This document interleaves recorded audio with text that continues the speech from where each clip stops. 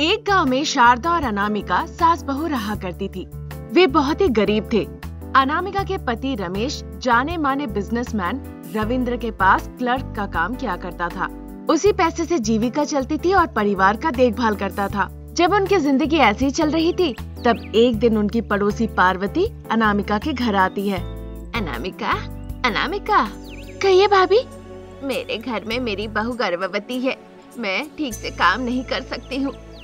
जब मैंने अपने बेटे से पूछा तो उसने कहा कि नौकरानी रख लो, इसीलिए मैं आई हूँ तुमसे बात करने के लिए। क्या मेरे घर आके तुम काम करोगी?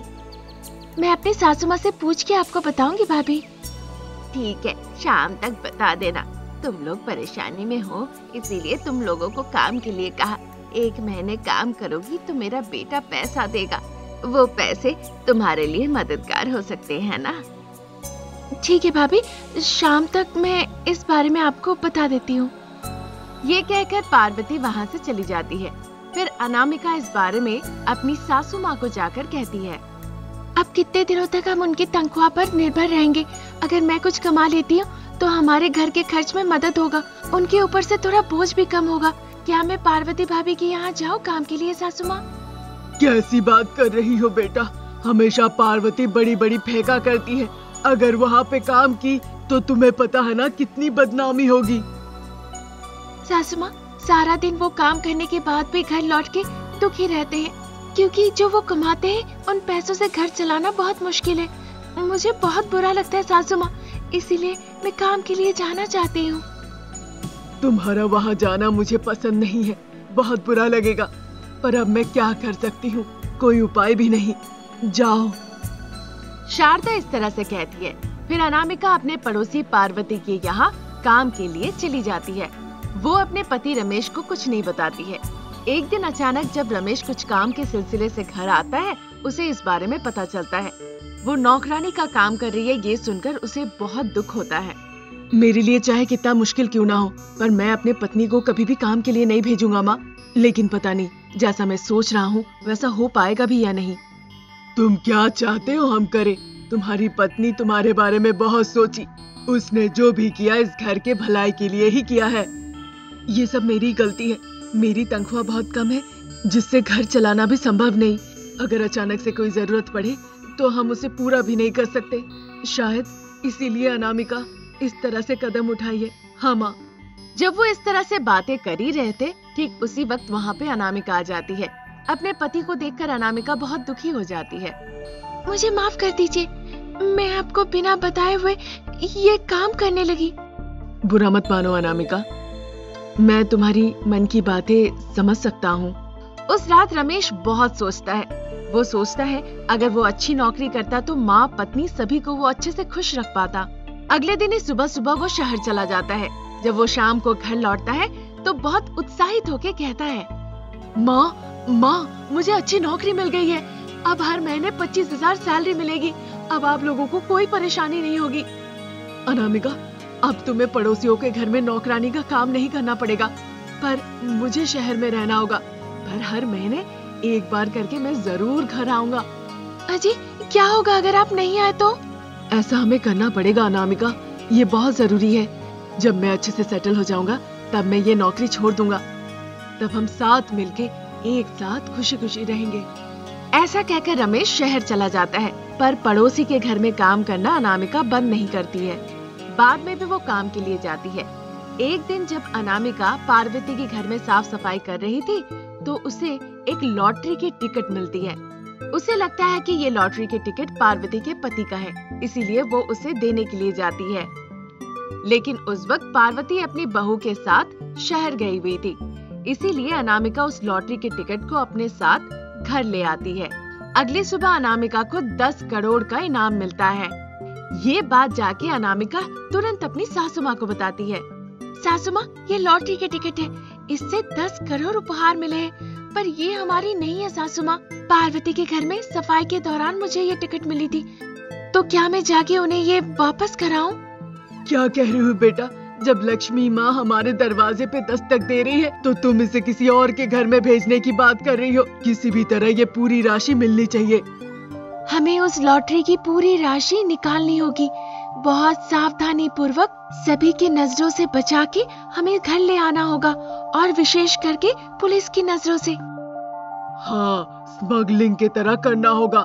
मैं पुष्पा फिल्म में देखी थी ना, उससे थोड़ी सी समझ तो आ ही गई है। पर वो सारे पैसे हम घर कैसे लाएंगे सासू माँ? आप कुछ सोचिए ना। हाँ, वो सब मेरे ऊपर छोड़ दो। बस कल तुम पैसे निकलवाओ और बाकी मैं देख लूंगी। शारदा की ऐसी बातें सुन के अनामिका खुश हो जाती है। बाद में शारदा लॉटरी के सारे पैसे एक नकली गैस सिलेंडर के अंदर डालने लगती है। उस नकली गैस सिलेंडर के अंदर सास बहू पैसे भरती है और उसे स्मगलिंग कर लेती है। जब वो पैसे लेकर जा ही रहे थे, चेक पोस्ट के पास आके पुलिस उन्हें देखती है और पकड़ लेती है। पुलिस को सारा सच पता चल जाता है।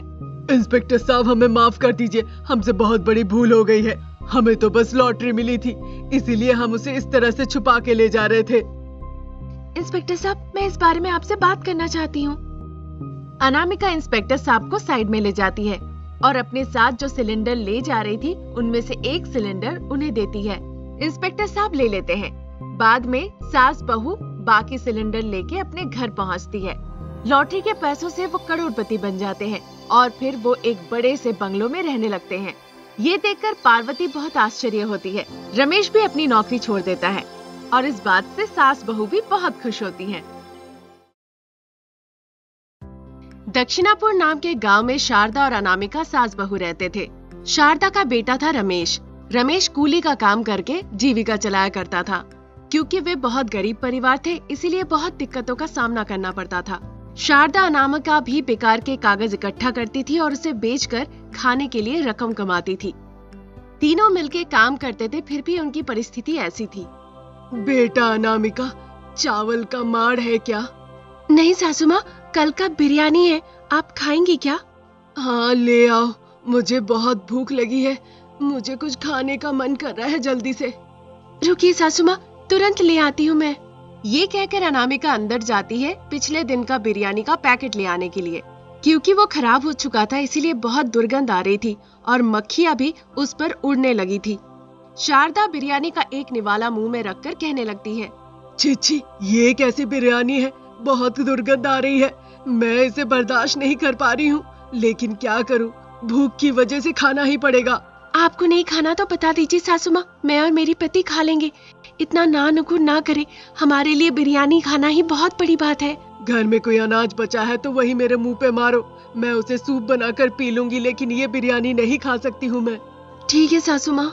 ऐसा कहकर अनामिका उसे कुछ दाने देती है। शारदा उस अनाज का सूप बना के पी लेती है। तब तक रमेश वहाँ पर आता है।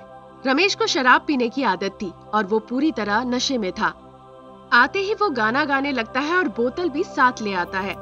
किसके लिए है ये, किसके लिए है? शराब की बोतल, चिकन का टुकड़ा, किसके लिए है? मेरे लिए है। अरे अरे, फिर तुम नशे में हो?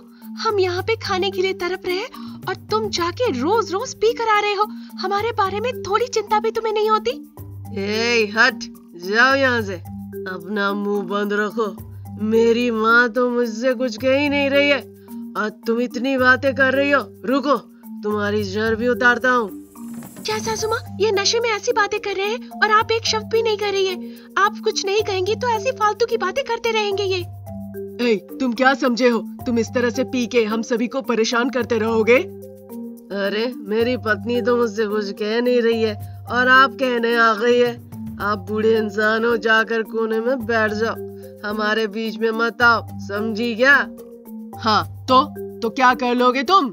ये वो इंसान है जो पूरा बोतल पीने के बाद भी पी सकता है, वो है रमेश। परेशान मत करो, जाओ यहाँ से। तुम क्या करना चाहते हो? हम लोगों को ठीक से जीने नहीं दोगे? मैं और क्या करूँगा, एक बोतल और पीऊंगा और सो जाऊंगा, बस। ऐसा कह के रमेश वहीं गिर जाता है और खराटे लेके सोने लगता है। रमेश के इस बर्ताव को देखकर शारदा और अनामिका बहुत दुखी होते हैं। कैसे भी करके वो चाहते थे रमेश में बदलाव लाना। उन्होंने बहुत कोशिश की, पर रमेश नहीं बदला। क्योंकि वो रमेश से कुछ कह नहीं सकते थे, इसीलिए बर्दाश्त करते थे। कुछ दिन ऐसे ही निकल जाते हैं। रमेश पूरी तरह से पैसे देना बंद कर देता है।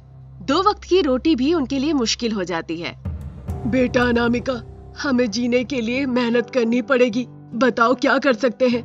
सासू माँ, कल से हम गली गली जाएंगे, कोई ना कोई हमें कुछ तो काम देगा, वो काम करके हम जी सकते हैं। ठीक है बेटा। ऐसा कहकर सास बहू सोने चले जाते हैं। अगले दिन सुबह सुबह वो दोनों काम के लिए निकलते हैं। थोड़ी दूर जाने के बाद उन्हें एक टूटा घर दिखता है। कॉलोनी का सारा कचरा उस घर के आगे ही फेंका हुआ था। उस कॉलोनी के प्रेसिडेंट रविंद्र जी शारदा अनामिका को देखकर उनके पास जाते हैं। बहन जी, आप लोग कौन हैं? यहाँ क्या काम है? हम यहाँ काम ढूंढने के लिए ही आए हैं बाबू। मैं खाना खिला सकता हूँ, काम करोगे तुम लोग? हाँ बाबू, करेंगे। देखो, ये कचरा साफ करना है। इन कचड़ों को ले जाके थोड़ी दूर में एक खाली जगह वहाँ फेंकना है। मैं दोपहर का खाना खिलाऊंगा, रात का भी व्यवस्था करूंगा, पर पैसे नहीं दे सकता। तुम लोग काम करोगे क्या? हम करेंगे बाबू, हमें पुराने कपड़े भी दान कर दीजिएगा, हमारे पास कपड़े भी नहीं है। ठीक है, काम खत्म होने के बाद शाम को पुराने कपड़े दिलवाऊंगा, पहले काम तो शुरू करो। शारदा अनामिका उन कचड़ों को साफ करने में व्यस्त हो जाते हैं। काफी समय लगते हैं उन सारे कचड़ों को इकट्ठा करके 1 किलोमीटर दूर जाके उन सभी कचड़ों को फेंकने में। दोपहर हो जाता है, तब तक सब इंस्पेक्टर वहाँ जाते हैं। जैसे वो आते हैं, रविंद्र को पकड़ लेते हैं। हम तुम्हारे तलाश में ही थे, तुमने हमें बहुत परेशान किया, कहाँ पैसे छुपा के रखे हो? खुद से बताओगे कि हम निकलवाए? हाँ, मुझे नहीं पता, सच में मुझे नहीं पता। शारदा अनामिका रविंद्र को पकड़ते हुए देख रहे थे खड़े खड़े। क्या मामला है वो सब इंस्पेक्टर से पूछती है। ये बहुत बड़ा चोर है, इसने चोरी की है और बता नहीं रहा है कि ये पैसे कहाँ छुपा के रखा है। ये इसका इलाका भी नहीं है, पिछले 1 हफ्ते से हम इसे ढूंढ रहे हैं, अब जाके ये पकड़ाया है। सब इंस्पेक्टर रविंद्र को पकड़ के ले जाते हैं। रविंद्र क्यों आकर कहा कचरा साफ करने के लिए, ये बात अनामिका सोचने लगती है। देर तक सोचने के बाद अनामिका को लगता है अगर कहीं पैसे कचड़े में छुपा के रखा है तो। शारदा अनामिका मन में आस लेके उस कूड़ेदान की तलाशी लेने जाती है। काफी देर तक ढूंढने के बाद उन्हें एक सूटकेस मिलता है। वो सूटकेस जैसे ही वो खोलते हैं, उसमें ढेर सारा पैसा दिखता है। सासू माँ, हमें मिल गया, अब हमारी कोई तकलीफ नहीं रहेगी। हाँ बेटा, ये सब हमारे लिए ईश्वर का उपहार है, उसने हमारी गरीबी देखी तो हम पे दया की है। इन पैसों को हमें तुरंत ले लेना चाहिए बेटा। ये कहकर शारदा और अनामिका तुरंत उन पैसों को घर ले जाती है और रमेश की जानकारी के बिना उनसे छुपा देती है। बाद में उन पैसों से वो एक नया घर लेते हैं। वो उन सारी चीजों को खरीदते हैं जो उनकी जरूरत की थी। इस तरह गरीब सास बहू अमीर सास बहू में बदल जाती है और खुशी खुशी जीवन व्यतीत करती है।